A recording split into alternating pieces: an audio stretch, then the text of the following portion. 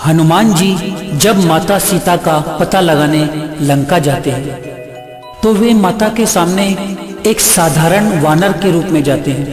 वहां माता सीता का हाल पूछने के बाद माता उनसे एक ऐसी बात कह देती है जिसे कोई भी वीर व्यक्ति सुन नहीं सकता। फिर तो वे हमारे महाबली हनुमान थे।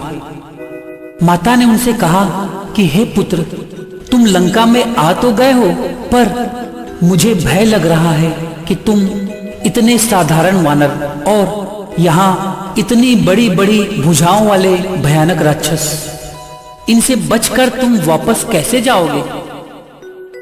हनुमान जी अगर चाहते तो पूरी लंका को उखाड़कर प्रभु श्री राम जी के चरणों में रख देते।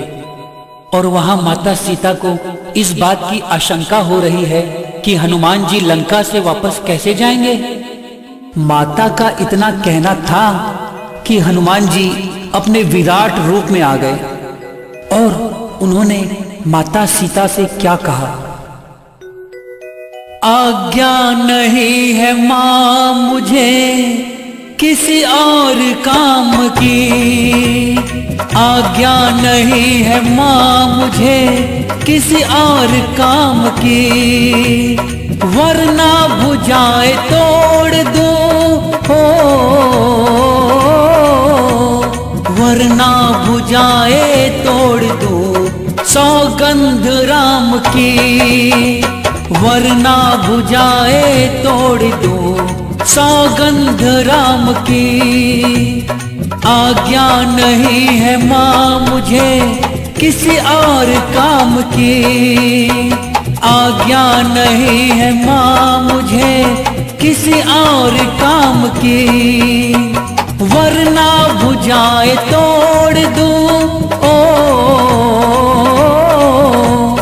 वरना भुजाएं तोड़ दूं सौगंध राम की, वरना भुजाएं तोड़ दूं सौगंध राम की।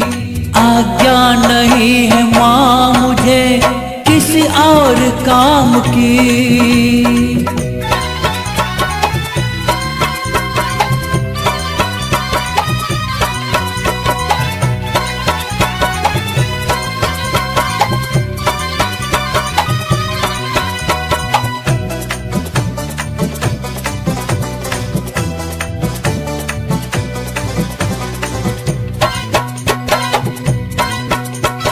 लंका पताल ठोक दूं रावण के शान की, चाहूं तो भीख मांगे दानव भी प्राण की। लंका पताल ठोक दूं रावण के शान की, चाहूं तो भीख मांगे दानव भी प्राण की। और माता, ये जो रावण जिसने आपको स्पर्श करने का इतना बड़ा दुस्साहस किया है, अगर मेरे प्रभु श्री राम जी मुझे एक बार आज्ञा दे दे तो आपका ये पुत्र इस रावण का क्या हाल करेगा, आप ये जानना चाहेंगी? धरती में जिंदा गाड़ दूं ओ,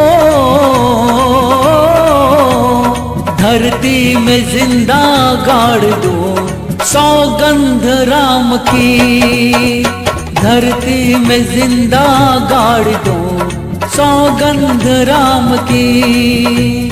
आज्ञा नहीं है मां मुझे किसी और काम की, आज्ञा नहीं है मां मुझे किसी और काम की, वरना भुजाएं तोड़ दूं ओ,